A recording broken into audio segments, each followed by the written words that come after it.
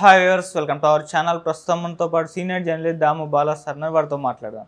నమస్కారం సార్. నమస్తే సార్, ఒక బాలీవుడ్ హీరోయిన్ని కిడ్నాప్ చేసేసారు.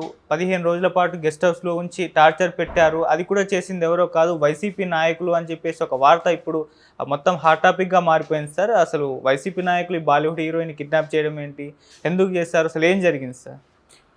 ఇది తెలుగుదేశం మీడియాలో ముఖ్యంగా ఆంధ్రజ్యోతి దీన్ని హైలైట్ చేసింది. దాని తర్వాత తెలుగుదేశం మీడియా హైలైట్ చేసింది. దాని తర్వాత విజయవాడ సిపి రాజశేఖర్ బాబు కూడా దీని మీద రియాక్ట్ అయ్యాడు. సో దీంట్లో 2 కథనాలు వచ్చాయి. తెలుగుదేశం మీడియాలోని 2 రకాల కథనాలు వచ్చాయి. ఒకటేమో ఆశా జత్వానీ అనే ఒక ముంబై బేస్డ్ హీరోయిన్, తెలుగు సినిమాల్లో కూడా కొన్ని క్యారెక్టర్లు వచ్చేసింది. ఆ తర్వాత ఆమె ముంబైకి వెళ్ళిపోయి ముంబైలో కూడా టీవీ సీరియల్స్లో చేసుకుంటుంది.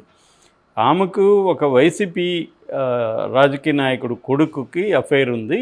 అతను పెళ్లి చేసుకుంటాను ఆమెకు హామీ ఇచ్చాడు, తర్వాత వదిలేశాడు. దాంతో ఆమె ఇతన్ని బెదిరించడం మొదలుపెట్టింది, కేసు పెడతాను అని చెప్పి.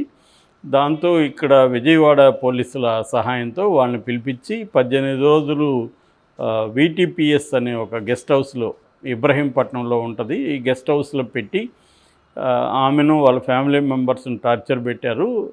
తర్వాత వాళ్ళు 5 కోట్లు అమ్మాయి వాళ్ళు డిమాండ్ చేశారని చెప్తున్నారు.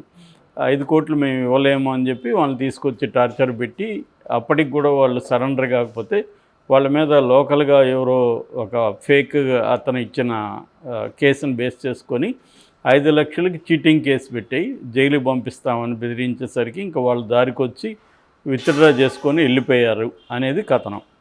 ఇది ఒక కథనం. రెండవ కథనం ఏమని చెప్తుందంటే, ఇది రాజకీయ నాయకుడు కాదు, ఒక ఇండస్ట్రియలిస్ట్ కొడుకు, ఆమెతో అఫైర్ ఉంది. మిగతా అంతా సేమ్ స్టోరీ, కానీ చేసింది ఇండస్ట్రియలిస్ట్ కొడుకు. బట్ అతనికి ఒక వైసీపీ అతనితో సంబంధాలు ఉన్నాయి. సో అతని ద్వారా మేనేజ్ చేశారు అనేది రెండో కథనం. తెలుగుదేశం మీడియాలోనే ఈ 2 కథనాలు వచ్చాయి. సో ఇందులో ఏది నిజం అనేది తెలియదు. అయితే సిపి రాజశేఖర్ స్పందించాడని మళ్ళీ ఆంధ్రజ్యోతి వాళ్ళు రాశారు. ఆయన ఏమంటారంటే, మాకు ఏ రకమైన కంప్లైంట్ లేదు, సో కంప్లైంట్ ఉంటే మేము చర్య తీసుకోగలము. అయితే ఆ గెస్ట్ హౌస్కి వెళ్ళి చెక్ చేసాము, రికార్డులు సరిగా లేవు, దాంతో మేము వాళ్ళ మీద చర్యలకైతే రెడీ అవుతున్నాము. బట్ ఈ కేసుకు సంబంధించి ఎటువంటి ఆధారాలు కూడా మా దగ్గర లేవన్నారు. మరి మీడియాకి ఆధారాలు లేకుండా రాసిందా? ఆధారాలు ఉన్నప్పుడు మీడియా ఇవ్వచ్చు కదా వాళ్ళకి. సో అంటే ఏదో ఒక లీక్ అయినట్టుగా ఉంది కేసు. మీడియా దగ్గర కూడా అంతకంటే ఆధారాలు ఉన్నట్లేదు. మామూలుగా ఇవాళ మీడియాకి ఆధారాలు ఏం అవసరం లేదు.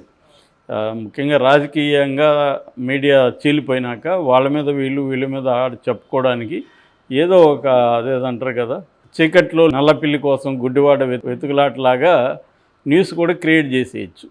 సో అలాగా ఇవాళ జరుగుతుంది. ఇదేంటంటే తెలుగుదేశం మీడియా కావచ్చు, తెలుగుదేశం నాయకులు కావచ్చు, వైసీపీలో ఒక్కొక్కరి ఈ చీకటి భాగవతాలనో లేకపోతే ఇంకోటనో ఒక్కొక్కటి కథనాల్ని ఈ 3 నెలలుగా వండి వారుస్తూ ఉన్నారు. ఫస్ట్ విజయసాయి రెడ్డి శాంతి అది అయిపోయింది.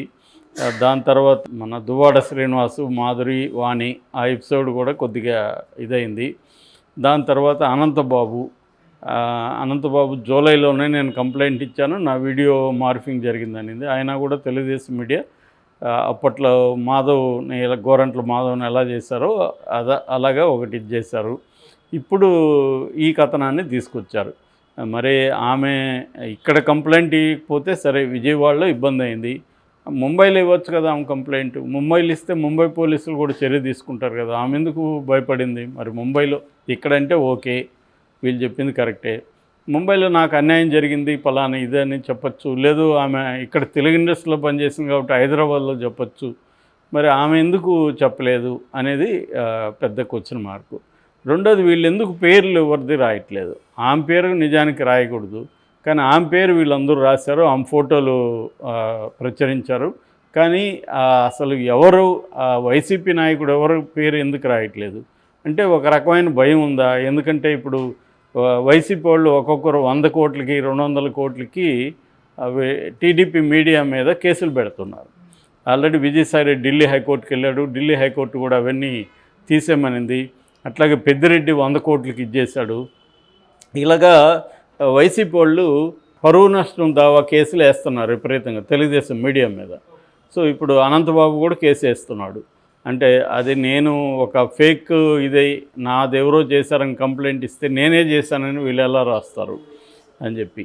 సో అందుకు భయపడి ఈ కేసులో పేర్లు పెట్టినట్టుగా అర్థమవుతుంది. అందుకని వైసీపీ నాయకులు అని వేస్తున్నారు తప్ప ఎవరు ఆ వైసీపీ నాయకులు అనేది పేరు రాయట్లేదు. సో అట్లాగే ఇది వచ్చి ఇప్పుడు జరిగింది 2024 ఫిబ్రవరిలో జరగడం అంటే మనకి అప్పటికే ఆల్మోస్ట్ అయిపోయింది వైసీపీ ప్రభుత్వం. సో ఆ టైంలో జరిగిందంటే పోలీసుల పాత్ర కూడా ఉందనే రాస్తున్నారు. మరి ఆ పోలీసులు ఎవరు, వాళ్ళ పేర్లు కూడా రాయలేదు. ఎక్కడ ఎవరి పేరు పెట్టకుండా తెలుగుదేశం మీడియా హైలైట్ చేస్తుంది. సో ఇది ఎంత నిజం అనేది మనం కరెక్ట్గా చెప్పలేము. జరిగి ఉండొచ్చు, జరగకపోయి ఉండొచ్చు, తెలియదు మనకి. ఎందుకంటే జరుగుంటే వాళ్ళ పేర్లు చెప్పాలి. పోనీ పోలీస్ ఆఫీస్ ఆయన సిపి రాజశేఖర్ కూడా నాకు ఈ విషయాలు మేము ఎంక్వైరీ చేసాం కానీ ఇటువంటి కంప్లైంట్లు లేవు కాబట్టి మేము ఏం చేయలేము అంటున్నారు. మరి అట్లాంటప్పుడు తెలుగుదేశం మీడియా వాళ్ళ ప్రభుత్వమే ఉంది కదా, ఇదిగో పలాని పేరు పలాని వాళ్ళు చేశారు అని ఎందుకు పోలీసులకి ఇవ్వచ్చు కదా. వీళ్ళకైతే ఎన్ని విషయాలు తెలిసిందో ఆ పేరు తెలీదా, వీళ్ళకి తెలిసి ఉంటుంది కదా. వీళ్ళు ఎందుకు ఇవ్వలేదు? వీళ్ళ ఆధారాలు చూపిస్తే ఇప్పుడు మరి వాళ్ళ ప్రభుత్వమే అధికారంలో ఉంది, చేయొచ్చు కదా.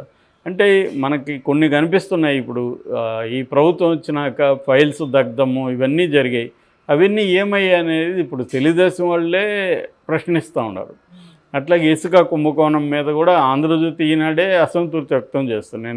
మొన్న 2 రోజుల ముందు కూడా బొజ్జ సుధీర్ రెడ్డి అతను కాళహస్తి అతను ఈనాడు విలేకరికి ఫోన్ చేసి బెదిరించాడు. ఎందుకంటే ఇసుక కుంభకోణం మీద ఈనాడు రాసిందని. సో ఇలాగా తెలుగుదేశంకి ఇబ్బంది ఏంటంటే ప్రభుత్వానికి ఇప్పుడు తన కంట్రోల్లో ఎవరు ఉండట్లేదు అనేది చంద్రబాబు ఫీల్ అవుతున్నట్టుగా తెలుస్తుంది. చంద్రబాబు ఫీల్ అవుతున్నాడు లేదు కానీ Telugu Desam media and Telugu Desam cadre feel అవుతున్నారు. చంద్రబాబు వ్యవస్థల మీద కంట్రోల్ చేయలేకపోతున్నాడు. గతంలో ఎవరెవరైతే అధికారులు ఇచ్చేస్తారో వాళ్ళందరి మీద చర్యలు తీసుకోలేకపోతున్నాడు అనేది వీళ్ళే చెప్తున్నారు. సో ఈ కాంటెక్స్ట్లో వీళ్ళకి ఇంకా మిగిలింది ఏంటంటే వైసీపీ అరాచకాలు ఇంకా బయటకు వస్తున్నాయి అని చెప్పడానికి ఈ కథనాల్ని తీస్తున్నారు. మరి అంటప్పుడు పేర్లు ఎందుకు చెప్పలేదు? పేర్లు చెప్పొచ్చు కదా. అంటే ఈ భయం ఉన్నట్టుగా కనబడుతుంది. ఇప్పుడు పేర్లు చెప్పారనుకో అది నిజమో కాదు తెలియదు. నిజం కాదనుకో వాళ్ళు కోర్టులకు వెళ్తూ ఉన్నారు, పరువు నష్టం వేస్తూ ఉన్నారు. సో అట్లాంటప్పుడు రేపొద్దున వీళ్ళకి ఇబ్బంది అవుతుంది. ఎందుకంటే వీళ్ళు ప్రూవ్ చేసే పరిస్థితి ఇదేమి ఉండదు. నిజంగా ఆ అమ్మాయి వచ్చి చెప్పగలిగితే, ఆ అమ్మాయి నిజంగా అన్యాయం జరిగిందని చెప్పగలిగితే అది కొంతవరకు ఉంటుంది. బాధితురాలు ఎవరు చెప్పలేదు. సో చెప్పకపోయినంత మాత్రాన నిజంగా జరుగుంటే దాని మీద చర్య తీసుకోవాలి ఖచ్చితంగా. కానీ మరి ఆధారాలు ఉండాలి కదా. పోలీసులకైనా చర్య తీసుకోవాలంటే ఆధారాలు ఉండాలి. మరి ఇప్పుడు వాళ్ళ పోలీసులే ఉన్నారు, వాళ్ళ ప్రభుత్వమే ఉంది. మరి ఎందుకు మీడియా చేయట్లేదంటే నాకు తెలిసి వీళ్ళ దగ్గర ఏమి కాంక్రీట్ ఆధారాలు ఉండవు, ఇచ్చినా కూడా ఏం జరగదు. అందువల్ల మీడియాలో హైప్ చేసి వదిలేస్తారన్నమాట. సో ఇది అప్పుడప్పుడు వైసీపీ నాయకుల మీద ప్రచారానికి మాత్రమే దీన్ని వాడుకోవడానికి పరిమితం అవ్వడం అనేది జరుగుతుంది. ఎందుకంటే ఇది ముందుకైతే వెళ్ళదు ఖచ్చితంగా. నిజానికి ఇప్పుడు ఆమె వీళ్ళ మీద కేసు వేసినా వేయచ్చు. ఎందుకంటే తన ఫోటోలు తన పర్మిషన్ లేకుండా ఎలా బయటికి తీసుకొస్తారనేది రేపొద్దున ఆమె వేసినా వేయచ్చు. కాకపోతే ఆమె ఇప్పుడు చిన్న యాక్టర్ కాబట్టి ఎందుకులే అని కూడా ఆమె అనుకోవచ్చు. ఎక్కడో ఆంధ్రప్రదేశ్లో జరిగింది, ముంబైలో పెద్ద ఇబ్బంది ఏమి ఉండదు ఆమెకి, కెరియర్కి ఏమీ ఇబ్బంది ఉండదు. రెండోది సినిమా టీవీ ఆర్టిస్టుల మీద ఇలాంటివి కామనే కాబట్టి ఆమె తన కెరియర్ ఆ దృష్టిలో పెట్టుకొని ఆమె కూడా కేసులు వేసే పరిస్థితి ఉండకపోవచ్చు. లేదు ఇప్పుడు నిజంగా ఆమె బాధితురాలైతే ముంబైలో కంప్లైంట్ చేయొచ్చు, హైదరాబాద్లో చేయొచ్చు.